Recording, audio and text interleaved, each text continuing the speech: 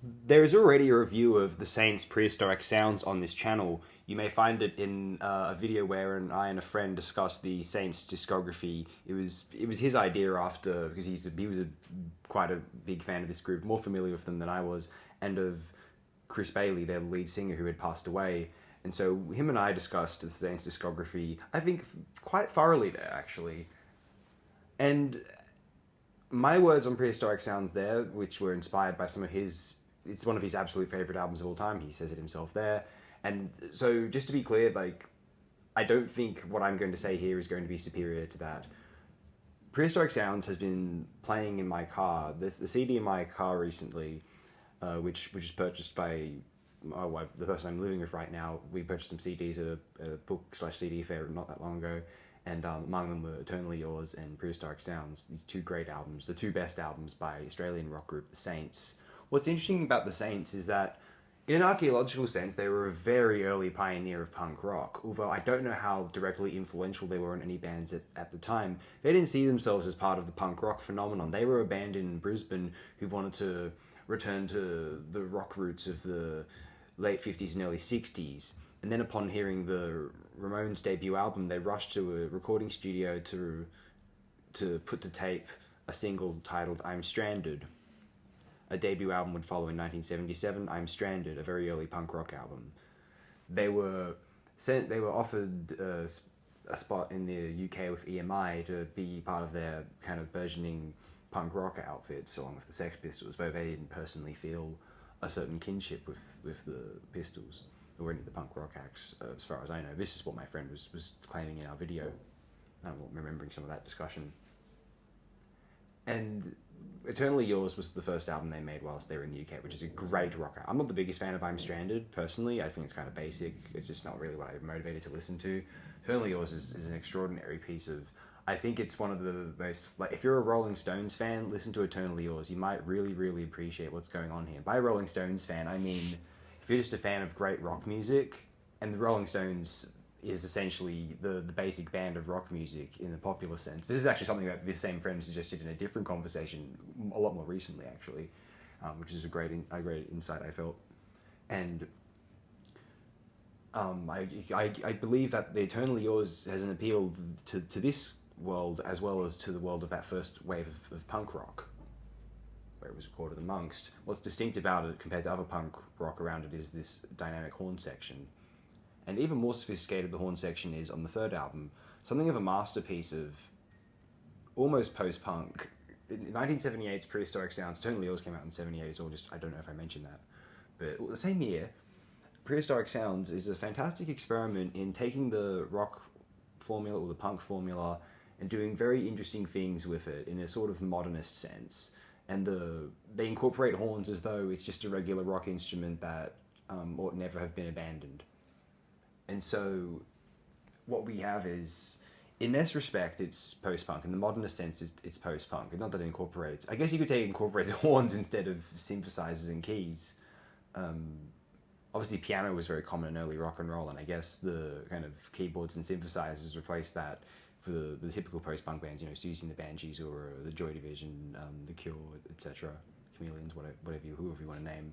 Other post-punk bands are more experimental and Dadaist, like Why I Say, or the very more experimental bands like the pop group or This Heat, Alternative TV, then you got even the industrial, Robin Gristle, Psychic TV, Genesis, PRH, and Chris and Cozy and all that.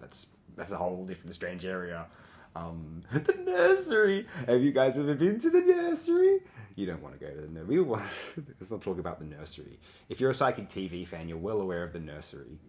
It's a stranger avenue of post-punk that was arguably developed a little more with Ed Cooper's following act, The Laughing Clowns. Or let's explain a bit of history. Guitarist Ed Cooper, of the first three albums, he actually left after this record and he formed a little group called The Laughing Clowns, also operating in the UK, which is a very interesting act.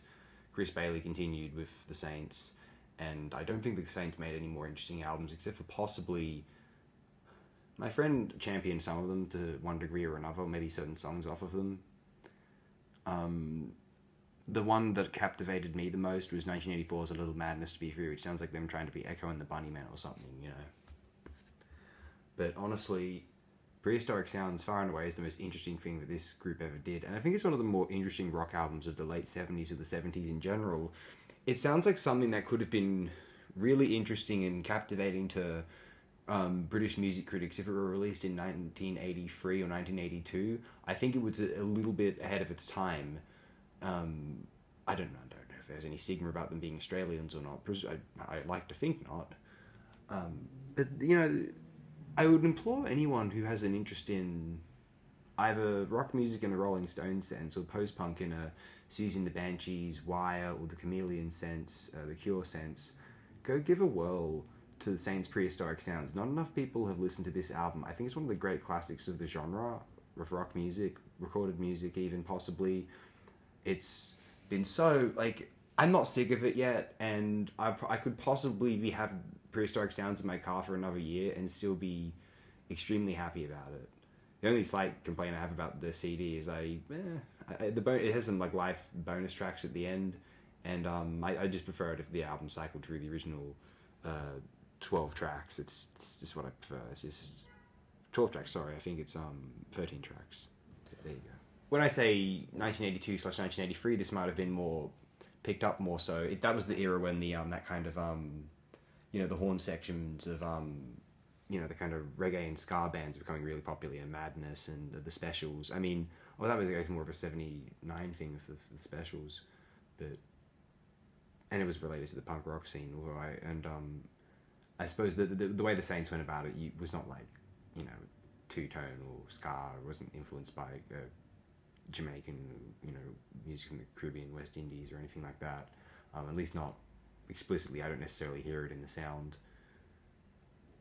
What you do get in Prehistoric Sounds, but I ought to clarify, when I say modernist, I mean it's you're listening to it, you're enjoying it as rock music, but then you're also realizing that it's drawing attention to the form, the way rock music is kind of constructed, composed, the medium in general. That's kind of the very, very basic and kind of nutshell way of describing how critics and commentators describe modernist art, a painting that would draw attention to, like a portrait like a Picasso, which would draw attention to the parameters of the portrait, do abstracted things with it, or a film like Brian De Palma, or for the predecessor, that obviously Alfred Hitchcock, drawing attention to the medium itself, when you're in awe of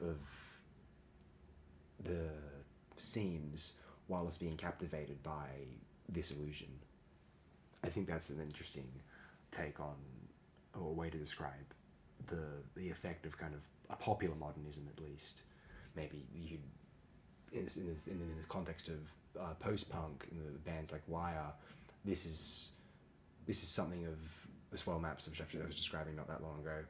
This is the key to what pleasure I derive, and the kind of more cerebral and why these groups are so fascinating and re-listenable is there's this factor of an enjoyment in the very basic rock sense, and yet it's better than the average rock music because it's thought about. It's really considered what's effective about the formula, and it loves the formula, and it wants to make the formula as great and captivating as possible, and so they've reminded you of why you loved it so much while they were at it.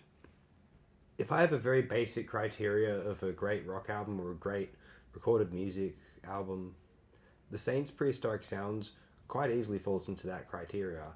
If we're going to go for a silly little tier list game, I'm happily going to put Prehistoric Sounds right in the S tier. Yeah. If you want to listen to something different, but still ultimately familiar if you're a fan of rock music, the Saints' Prehistoric Sounds, I like to think that this will be a fun and interesting novelty evening for yourself, if you're so inclined.